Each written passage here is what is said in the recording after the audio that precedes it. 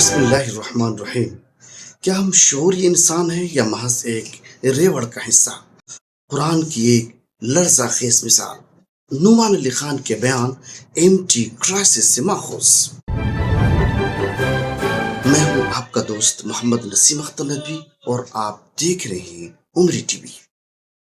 آج ہم قرآن کریم کی ایک ایسی مثال پر گفتگو کریں گے جو انسان کو اپنے وجود، اپنے فیصلوں اور اپنی زندگی کے مقصد پر دوبارہ غور کرنے پر مجبور کر دیتی ہے۔ سوال یہ ہے، کیا ہم واقعی شعوری انسان ہیں یا محض ایک ریوڑ کا حصہ بن چکے ہیں؟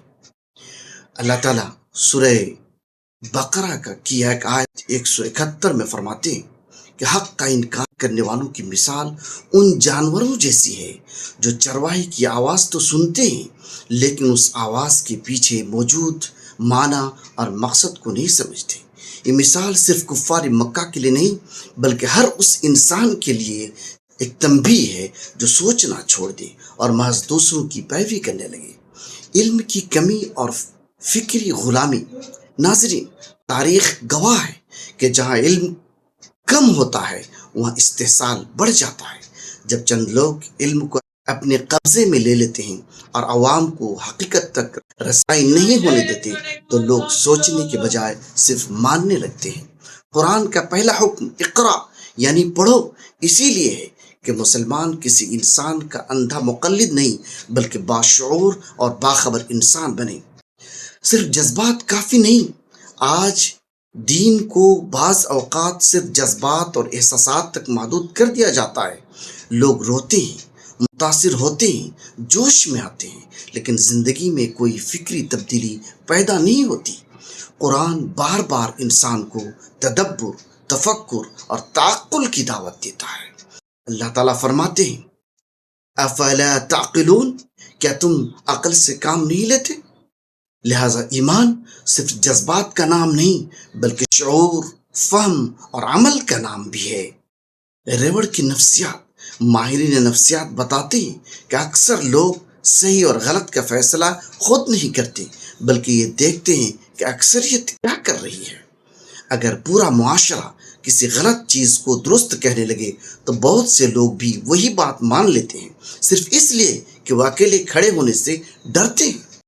قرآن اسی کمزوری کی نشاندہی کرتے ہوئے فرماتا ہے اگر تم زمین میں بسنے والوں کی اکثریت کی بات مانو گے تو وہ تمہیں اللہ کے راستے سے بھٹکا دیں گے۔ اس لیے حق کا معیار اکثریت نہیں بلکہ دلیل اور وحی ہے۔ جدید دور کے چرواہے۔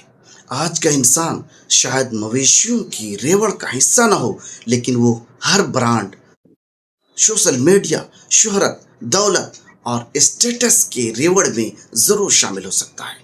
اشتہارات ہمیں یقین دلاتے ہیں کہ ہماری قدر و قیمت ہماری شخصیت سے نہیں بلکہ ہمارے لباس، موبائل فون یا گاڑی سے طے ہوتی ہے۔ نتیجہ یہ ہوتا ہے کہ انسان اپنی حقیقی شناخت کھو دیتا ہے اور دوسروں کی نظروں میں بڑا نظر آنے کے لیے اپنی زندگی قربان کر دیتا ہے۔ نسل نو اور سوال کرنے کا حق۔ ایک اور اہم مسئلہ یہ ہے کہ ہم اپنے بچوں کو سوال کرنے سے روک دیتے ہیں، حالانکہ قرآن سوال کرنے، سوچنے اور سمجھنے کی دعوت دیتا ہے۔ اگر ہم نئی نسل کو سوچنے نہیں دیں گے تو کوئی اور ان کی سوچ کی سمت متعین کر دے گا۔ لہٰذا ضروری ہے کہ ہم بچوں کو قرآن کے ساتھ جوڑیں، ان کے سوالات سنیں اور انہیں دلیل کے ساتھ جواب دیں۔ حاصل کلام۔ ناظرین، قرآن ہمیں اندھی پیروی کرنے والا انسان نہیں بلکہ سوچنے والا انسان بنانا چاہتا ہے۔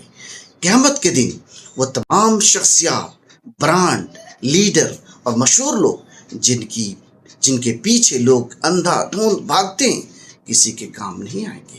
کامیاب وہی ہوگا جو اللہ کے کلام کو سمجھ کر عقل، شعور کے ساتھ زندگی گزارے گا۔ آئیے ہم اپنے آپ سے یہ سوال کریں، کیا میں اللہ کی ہدایت کے مطابق زندگی گزار رہا ہوں یا محض ایک ریوڑ کا حصہ بن کر دوسروں کے پیچھے چل رہا ہوں؟ اللہ تعالیٰ ہمیں قرآن کو سمجھنے، اس پر غور و فکر کرنے اور اس کے مطابق زندگی گزارنے کی توفیق عطا فرمائے۔ آپ دیکھ رہے تھے عمری ٹی وی۔ ویڈیو اگر اچھی لگے تو لائک شیئر ضرور کریں اور عمری ٹی وی کو فالو کرنا نہ بھولیں۔ السلام علیکم ورحمۃ اللہ وبرکاتہ۔